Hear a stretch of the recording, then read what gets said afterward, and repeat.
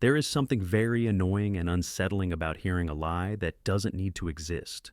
The truth is sitting there, simple and harmless, and yet someone still chooses to twist it. They look you in the eye, calm and steady, as if the world they just invented is the one you were supposed to believe.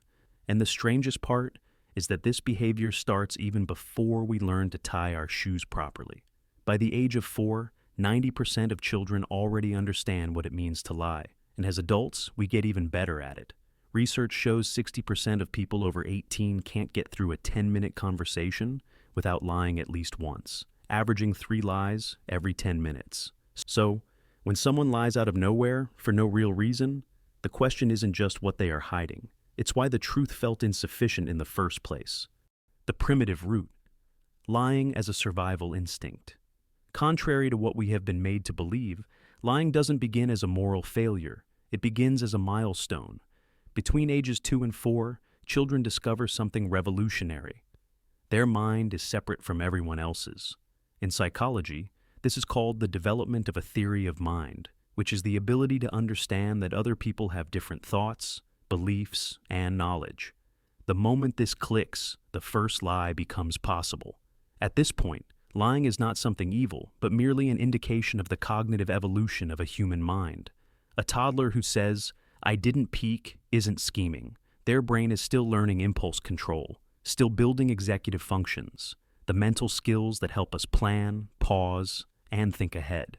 To them, punishment feels like danger, so the brain does what it's built to do: protect. The lie becomes a tiny survival reflex. But the world teaches children even more. Adults constantly model acceptable dishonesty, from polite lies to convenience lies, and kids absorb this through social conditioning. They learn that honesty can embarrass, offend, or disappoint, so the brain starts treating the truth as something that needs editing. By the teenage years, survival shifts from avoiding punishment to avoiding rejection. Belonging activates the same brain regions associated with physical safety. So, teens lie to fit in, to look confident, to stay socially protected. It's emotional survival. Adulthood takes this instinct one step further. Now, the threat isn't punishment or loneliness. It is just your identity. We lie to preserve who we believe we are, or who we want others to see. The prefrontal cortex, which is responsible for self-image, long-term planning, and emotional regulation, steps in and starts creating subtle distortions to protect our ego, our pride, our sense of stability. This is precisely how and why lying becomes central to human development. At the early stages, none of us lies because deception appears thrilling. We lie because, to the human brain, telling the plain, simple truth looks like vulnerability, and the brain registers vulnerability as danger. Hence, we run from it rather than towards it. The identity shield. If lying in childhood is about survival, lying in adulthood is about identity. This is where it gets deep. By the time we grow up, we are not just lying to avoid trouble. We are lying to protect the story we tell ourselves about who we are. Psychologists call this cognitive dissonance, which is simply the mental discomfort one faces when they hold two contradicting beliefs, or when their actions don't align with their beliefs. But the idea is simple. When the truth feels too heavy for our self-image to carry, our brain creates a softer version of reality, a version that doesn't bruise our ego. So, we become habituated to using phrases such as, "I'm fine," "It wasn't that bad," "I didn't care anyway," "It wasn't my fault," "I'm just tired."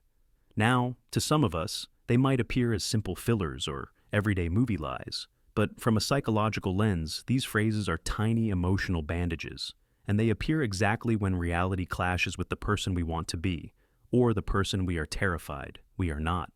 If you see yourself as strong, you lie to hide your weaknesses. If you see yourself as kind, you lie to cover the moments you weren't. If you see yourself as independent, you lie to mask the loneliness you feel. And as disappointing as it may sound, this does not come from a place of pride or admiration, but rather self-preservation, because admitting the truth would mean rearranging the entire identity you have built. Your brain treats identity like a fortress. Truth is the intruder. Hence, the lie you tell yourself and others is the guard standing at the door saying, "Everything's under control, no threat here." That is why people lie even when no one is asking them to. They are not trying to deceive the world. They are trying to protect the version of themselves they wish were real. In that sense, Lying becomes less about hiding from others and more about hiding from ourselves. Not because honesty is wrong, but because sometimes honesty feels dangerous. Different types of liars. Lies come in all shapes and sizes, and not all liars are villains. Some lie to protect themselves, some to influence others, and some simply to fit in. But what brings them all under one umbrella is that they lean towards lying as a tool for survival. Take the self-worth liar. These are the people who tell small, everyday lies to protect their sense of value. When someone says, exaggerates a win, or underplays a loss, they are not trying to fool you. They are trying to shield themselves. Once again, this is where the concept of cognitive dissonance, the uncomfortable clash between reality and the person we want to be, applies. The lie becomes a kind of armor, allowing them to remain consistent with their ideal self. Then there is the manipulative liar. This is the darker side of deception, because the lies coming from here are designed to control others. In relationships, these liars twist stories, edit details, and manage perceptions so they stay in the driver's seat. For them, truth is unpredictable, so lying becomes a way to shape reality into something comfortable, safe, and in their control. Finally, we have the mirror liar, the ones who tell you what you want to hear. They lie to belong, to be liked, or to keep the peace. Unlike manipulative liars, their goal is not to influence you, but simply to be accepted by you. They hide their own truth so others won't reject them, reflecting whatever will keep them safe in someone else's eyes. Across all types, one thing is clear. Lying is rarely random or careless. It's a tool our minds use to protect ourselves, manage emotions, or survive socially. Every lie, no matter how small, is a peek into human vulnerability, a mix of fear, desire, and the deep need to belong. Double life problem. Every lie we tell builds its own shadow world, a hidden reality the liar must carry alongside the real one. At first it's small, a white lie here, a minor twist there. But soon, the fabric of truth and fiction begins to tangle, and every word spoken must be carefully tracked. The mind becomes a tightrope walker, balancing two lives at once. And the cost of this behavior is no longer limited to just your mind or heart. It takes a toll on you physically. Each deception triggers stress, heart rate increases, blood pressure rises, and cortisol floods the system. Chronic lying traps the body in a constant state of tension. Studies show that pathological liars, roughly 13% of people, experience higher psychological distress and feel more danger in their lives. Social media lies, too, are insidious. The more someone crafts a false version of themselves online, the more they report depression. Emotionally, carrying two realities is hurtful and destructive to your identity. Guilt finds its way in.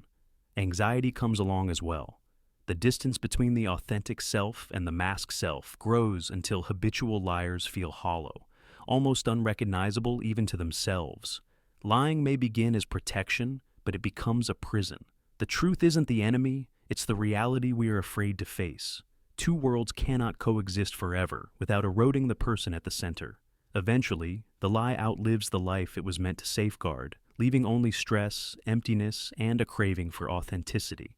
If you found this insightful or relatable, do consider subscribing for more in-depth outlooks on human behavior, psychology, and the hidden patterns that change our lives. Don't miss out on any episode that helps you see yourself and others a little more clearly.